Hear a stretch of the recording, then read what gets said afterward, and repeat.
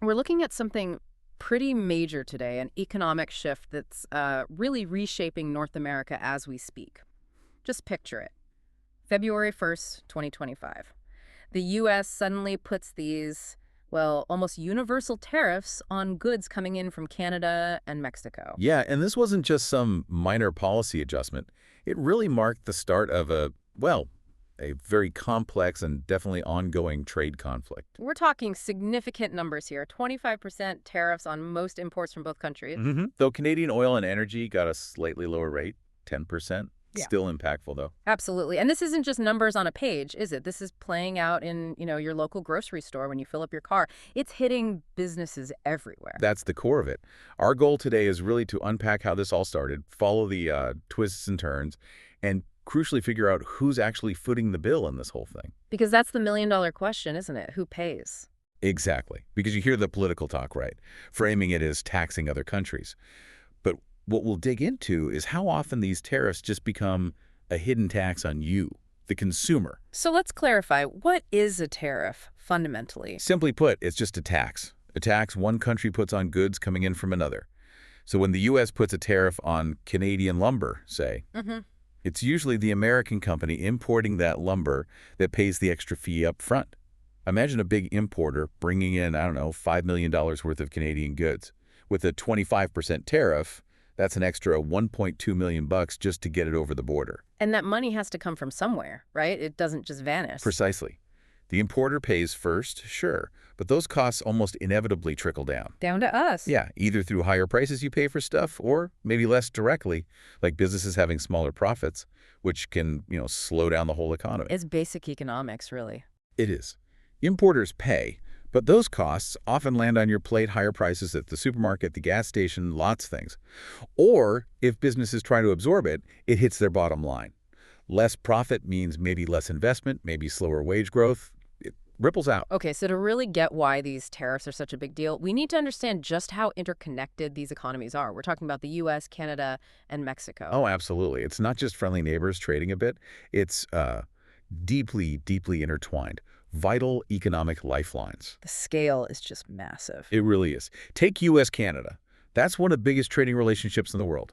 Hundreds of billions of dollars in goods crossing that border every year. Wow. And get this, over 70% of all Canadian exports, they go straight to the U.S. 70%, that's huge reliance. And look south, U.S. and Mexico.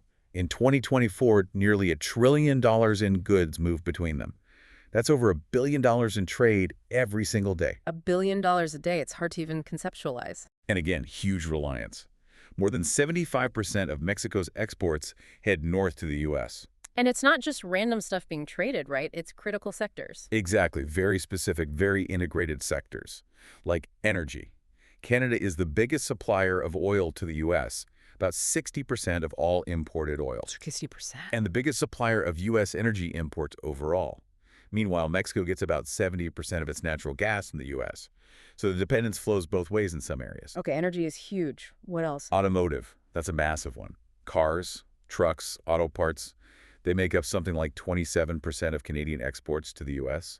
And for the U.S. importing cars and parts, Mexico's #1, Canada's #2. Think about how many components cross the border multiple times before a car is even finished. Right, the supply chains are incredibly complex. Totally. Then you've got steel and aluminum. Canada is the biggest U.S. supplier for both. Mexico's third. And agriculture, too, I imagine. Oh, yeah. The U.S. gets about half its fresh fruits and vegetables from Mexico. In Mexico. It's the top destination for American farm exports. So your avocados and tomatoes, their corn and soybeans, it's all linked. So drilling down on Canada for a second, that dependence on the U.S. market is just staggering. It really is. Trade with the U.S. makes up about a third of Canada's entire economy. Compare that to it being only about 3% of the U.S. economy. That asymmetry is important. Hugely important. Think about jobs. In 2023, something like 2.6 million Canadian jobs depended directly on demand from the U.S. That's 17% of their total value added. It makes Canada particularly vulnerable to these kinds of trade actions. Okay, so we have these incredibly tangled economies, massive flows of goods, deep dependencies. What was the spark? How did we get from relatively free trade under USMCA to these widespread tariffs? Well, there's a bit of background. We had NAFTA for years, right? Then came the USMCA in 2020 under the first Trump administration. For the most part, USMCA kept the zero tariffs for most goods. But it did include language, sort of a loophole, allowing tariffs if there's a national security reason. The National Security Clause, that sounds familiar. Exactly. And that became the key justification later on. So what triggered its use? Well, fast forward to November 2024. Donald Trump wins the U.S. election, and pretty quickly, he starts threatening these 25% tariffs on everything from Canada and Mexico. And he tied it to specific issues. Yes, explicitly. He linked the tariff threat to illegal immigration and fentanyl smuggling across both borders, said the tariffs would stay until those problems stopped. Okay. Then, January 20th, 2025, Inauguration Day, he doubles down in his speech, says the U.S. will, and I quote loosely here, tariff and tax foreign countries to enrich our citizens instead of taxing Americans. A clear protectionist message. Very clear. And then, February 1st, the executive orders land. 25% on most goods from Canada and Mexico, 10% on Canadian oil and energy. It was official. And how did he justify this legally? He couldn't just impose tariffs, could he? He invoked something called the International Emergency Economic Powers Act, or IEPA. IEPA, what's that? It's a pretty powerful tool. It lets the president declare a national emergency and slap on economic sanctions without needing immediate approval from Congress. And the emergencies cited were? Illegal immigration and the opioid epidemic, specifically fentanyl. He also, separate but related, ordered new 10% tariffs on China on top of the existing ones. Now, that fentanyl claim about Canada is interesting. Trump said Canada played a central role. He did say that. But the data we have suggests something different. Like 98% of fentanyl coming into the U.S. is traced back to Mexico, less than 1% from Canada. So a significant disconnect between the rhetoric and the statistics there. It seems that way. And there was other rhetoric, too, remember? The repeated comments about annexing Canada, making it the 51st state, maybe using economic force. Right, which then Prime Minister Trudeau called a serious threat. Understandably. Yeah. It definitely raised the temperature. Okay, so the tariffs are announced, justified under IEPA. What happened next? Was it just chaos, or was there some negotiation? It was messy. Definitely not straightforward. What we saw pretty quickly was this pattern of unpredictability. Threats, then delays, then new threats. So not just tariffs on, more like a roller coaster. Exactly. Right at the beginning, both Mexico and Canada actually managed to get a 1-month delay. How? Through concessions. Mexico, under President Sheinbaum, sent about 10,000 National Guard troops to its border, cracked down on some fentanyl gangs. Trump praised that, called it preferential treatment. And Canada also agreed to some anti-fentanyl measures. They appointed a fentanyl czar, basically a point person on the issue, and agreed to designate Mexican cartels as terrorist groups, plus more border security funding. That bought them a month's delay, too. But the delays ran out. They did. March 4th, the U.S. tariffs officially kicked in for both countries. And the reaction? Immediate retaliation from Canada. They slapped 25% tariffs on about 30 billion Canadian dollars worth of U.S. goods, starting the same day. Tit for tat. Pretty much. But then, just 2 days later, another twist. Trump delayed the tariffs indefinitely, but only on goods that were fully compliant with USMCA rules. Ah, okay. So that offered some relief. For some sectors, yes. It covered about half of Mexican imports and maybe 38% of Canadian imports. Trump again mentioned respect for Mexico's cooperation. Canada had to wait a bit longer for that confirmation. So even with exemptions, the conflict was definitely heating up. Oh, yeah. Mid-March, the U.S. brought in universal 25% tariffs on steel and aluminum, not just Canada and Mexico, but from everywhere. Including allies covered by USMCA. Right. Canada hit back again, adding tariffs on another $29 billion of U.S. goods. Then, late March, another shoe drops. 25% tariffs announced on auto imports from Canada starting April 3rd. And right around this time, Canada got a new prime minister. Correct. March 9th, Mark Carney took over from Justin Trudeau, and Carney came out strong, supporting the retaliatory tariffs. What was his stance? He basically said the Canadian tariffs would stay until the U.S. showed respect and made credible, reliable commitments to free and fair trade. No backing down. Did that change the tone with the U.S.? Well, his first call with Trump later that month, March 28th, was described as very cordial and extremely productive. And interestingly, Trump's public rhetoric towards Canada did seem to soften a bit after that. They agreed to proper negotiations after the next Canadian election. Okay, so maybe a slight thaw, but the tariffs kept coming. The situation stayed volatile. Into April, another layer. On April 2nd, Canada and Mexico were exempted from a new round of universal 10% U.S. tariffs that were applied to imports from all other countries. More exemptions. It's getting complicated. It is. And that USMCA-compliant goods exemption was also extended indefinitely. Scheinbaum in Mexico credited their preferential treatment again. Carney for Canada still denounced the existing tariffs, even with the new exemption. But the auto tariffs were still looming. Yes. And on April 3rd, when those universal 25% tariffs on cars and parts officially started, Carney announced Canada would hit back. 25% tariffs on U.S. cars and trucks coming into Canada. And he specified what the money would be used for. Yeah, he explicitly said the revenue would go to support Canadians hurt by the U.S. tariffs, which is an interesting political move. And Mexico's response to the auto tariffs? They chose a different route. Instead of more retaliatory tariffs, they focused inward, trying to boost domestic production of things like food and fuel to kind of cushion the blow, mitigate rather than retaliate directly on that front. It really does sound like constant whiplash for businesses and consumers trying to navigate this. Absolutely. Constant uncertainty. And that brings us right to the heart of it, doesn't it? The real-world impact on people, on citizens in the U.S. and Canada. Exactly, because behind all these policy moves and percentages, people are just trying to live their lives, pay their bills. How does this actually affect my wallet, you know? That's the key question. Remember we said the importer pays the tariff first. Right. But that rarely stays with them. It gets passed down. You see it directly in higher prices. Right. That grocery bill creeps up. Filling the tank costs more. Lots of everyday goods. Or businesses take the hit. Or businesses absorb it, yeah. Which means lower profits. And lower profits can mean less investment, maybe job cuts down the line, a general economic slowdown. Think about it, that imported cheese or the materials for a home renovation suddenly cost 25% more.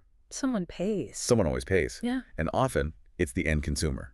Or it's the business that has to tighten its belt, maybe lay people off. It's often not the foreign country the tariff was supposedly aimed at least not directly. And we're already seeing concrete effects in the U.S., right? We are. Those 10% tariffs on Canadian energy, expected to push up oil prices, especially in the U.S. Midwest, which relies heavily on Canadian crude. Because there aren't easy substitutes. Exactly. The U.S. just doesn't produce enough oil domestically to easily replace that volume. So consumers there likely pay more at the pump. And it's not just gas prices. No. Think about groceries. Fruits, vegetables, lots of that comes from Mexico. Beer, liquor, electronics too. Lumber from Canada for housing. All subject to these tariffs, pushing prices up. Which just makes the whole cost of living situation worse for people. Precisely. There was an estimate from Yale University's budget lab suggesting these tariffs could cut the purchasing power of a typical American household by something like $1,200 a year. Wow, $1,200, that's significant. It is. And you see the nervousness in the markets, too. U.S. stock markets took a big hit. Trillions in value wiped off at various points. Consumer confidence dipped. People started expecting higher inflation. The markets hate uncertainty. Okay, so clear impacts south of the border. What about in Canada, given that massive economic dependence we talked about? The impact there is potentially even more severe. Some economists were forecasting a severe recession in Canada within 6 months if the tariffs stayed fully in place. A severe recession. Yeah. And it's not just imported goods getting pricier. Even Canadian-made products might see price hikes if they rely on imported components or face less competition. Small businesses get squeezed hard. And jobs. Major concern. The Premier of Quebec, François Legault, mentioned a potential loss of 100,000 jobs just in his province. Plus, the Canadian dollar weakened, making anything imported even more expensive for Canadians. How did Canadian consumers feel about all this? The polling data is really telling. Over 70% were worried about the U.S. tariffs, and interestingly, over half were also worried about Canada's own retaliatory tariffs maybe hurting them. So caught in the crossfire. Pretty much. And people started changing habits. Over half cut back on non-essentials.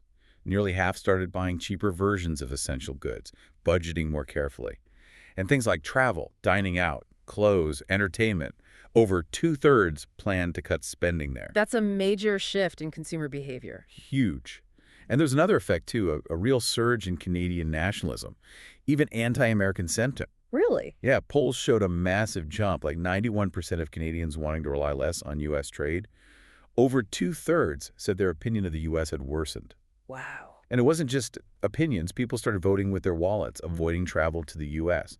That alone could cost the U.S. economy billions a year in lost tourism revenue. A real buy Canadian sentiment took hold. So impacts on consumers, shifts in national mood. What about businesses caught in the middle? Widespread disruption. Plain and simple. 4 out of 5 Canadian businesses said they were impacted. 4 out of 5. Yeah. Setting rising costs, the weaker Canadian dollar cutting into margins, lower demand from the U.S., and just the difficulty of setting prices when things are so uncertain. That uncertainty must be killer. Absolutely. Over 60% of Canadian companies exporting to the U.S. said they expected more uncertainty ahead.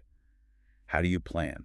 How do you invest or hire? So what are they doing? Just hoping it goes away? They're trying to adapt, shifting focus, looking for customers or suppliers outside the U.S., trying to source more domestically, delaying big investments. Some are stockpiling goods. But are those strategies working? They're trying, but the confidence isn't high.